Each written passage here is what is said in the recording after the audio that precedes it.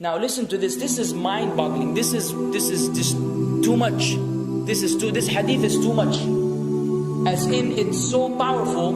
If you were to reflect on it, you should, maybe faint. When Allah loves a slave, He calls on Jibreel. Who's Jibreel? You know who Jibreel is? The greatest of the malaika, as far as Ahl Sunnah wal Jama'ah. The one whom when the Prophet ﷺ saw, he fainted alayhi salatu wasalam, because of his wings had covered the horizon. Jibreel, the angel who's responsible for the most virtuous thing, which is conveying the revelation from Allah to the messengers of Allah. Jibreel, and what do you know about Jibreel? Allah said, whoever is adu, whoever is an enemy to Jibreel, then Allah is the enemy to the disbelievers. Allah defended Jibreel in the Quran. Jibreel, the one who took the Prophet ﷺ in Al-Isra al-Mi'raj, in the ascension to the heavens. Jibreel, the malak which we don't know what to say about, because of his honor and his virtue in the sight of Allah. Allah will call on him to share with him the love which He has for you. Allah doesn't need to do this. He could not do this, but Allah likes to do this, so He does it. He says, I love Fulan. Now I want you to think that Fulan is you. Whatever your name is, Ahmad, Mayroob, whatever your name is. Imagine Allah above the heavens, above the throne, in His greatness and His majesty, which is beyond our human comprehension, calls out to Jibreel to inform him that He loves you. And then only that, فَأَحِبَّهُ, then He commands Jibreel to love you also. So Jibreel now loves you. Allah and Jibreel love you. But it doesn't end there. Jibreel then will call upon the inhabitants of the sama. Who are they? All the malaika. How many? We can't even count. Trillions and trillions of malaika which Allah created beyond our, again, human comprehension. All of them are commanded simultaneously to love you. First Jibreel says, Allah loves Fulan, so now you have to love him. Then all of the angels in the heavens love you. Then Allah will place acceptance for you on earth. So people will love you. Not everyone. You may be saying, why do I have enemies? People who love the Sunnah will love you. The people who love Allah and His Messenger will love you. The people who are upon the correct aqidah and methodology will love you. Other people may hate you because of a problem in them, not because of a problem in you. Because you may say, well, this fasiq, this evil, disobedient person doesn't love me. Don't expect him to love you. He loves people like himself. Who will love you? Righteous people. Righteous people. Well, they don't know why. They don't even know why. You've never even given them $1 or a riyal or a pound. You've never done anything for them. Maybe you scream at them. Maybe you do other things. It's Allah. Why? Because Allah had loved you first, then Jibreel had loved you first, then the malaika loved you afterwards, then Allah put acceptance for you on earth, so people have no choice but to love you. We ask Allah to make us among them. Now what better than that? What else do you want? What else do you want? What? If you're a person whom Allah loves, in every movement you go, you do, you stray, you sleep, whatever you do, you are among those whom Allah loves and Jibreel loves and the angel loves. What else do you want, ya akhi? You're guaranteed success in this life and in the life to come. Guaranteed. No way Allah will punish you. No way. No way Allah will punish someone whom He loves. But the hadith doesn't stop.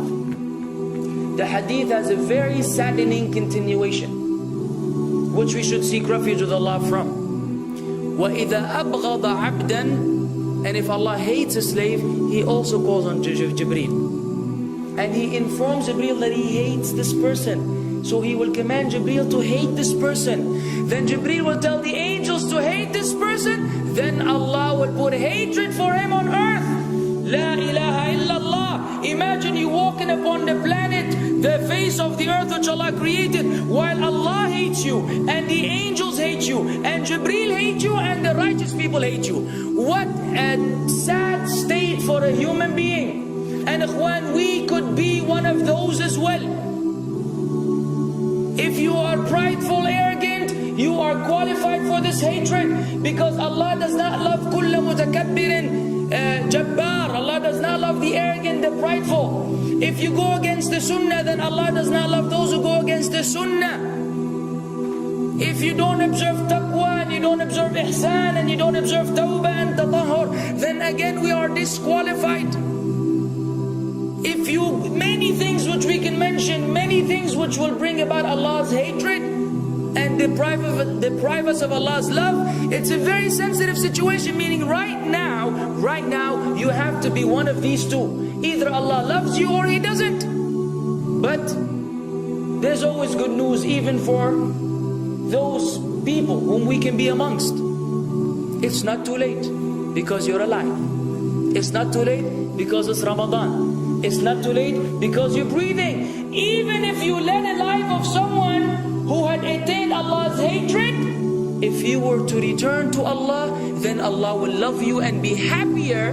He will be so happy with your tawbah than a man who lost his mount in the desert. Upon it was his food and his drink, and then he waited under a tree for death, and all of a sudden he opened his eyes and he sees his camel or his horse or whatever that was right in front of him, and he gets so happy. He said, Allahumma anta abdi wa ana rabbuka. Oh Allah, you are my slave and I am your Lord.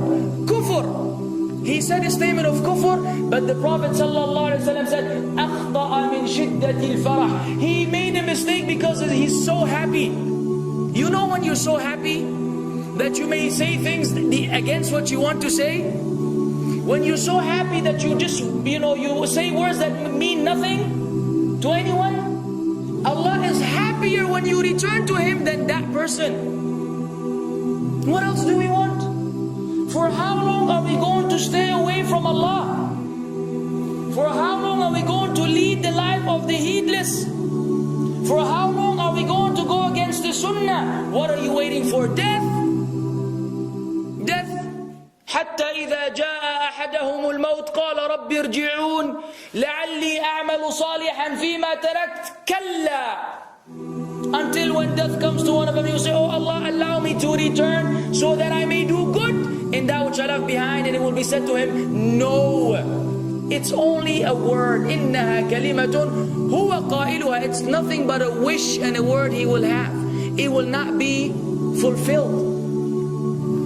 Let us not wait for death, ya akhwan.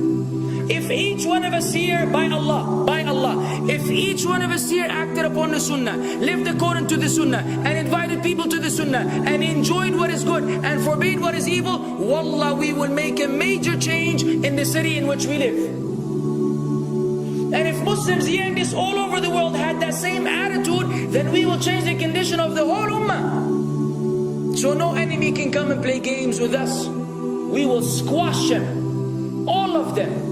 Because Allah will defend. إِن تَنْصُرُ اللَّهِ يَنْصُرْكُمْ وَيُثَبِّتْ أَقْدَامَكُمْ. If you aid Allah's deen, Allah will aid you and will keep your feet firm. But we don't even live according to the sunnah, let alone be given victory over the enemies. So we're being humiliated in everywhere we go in the world.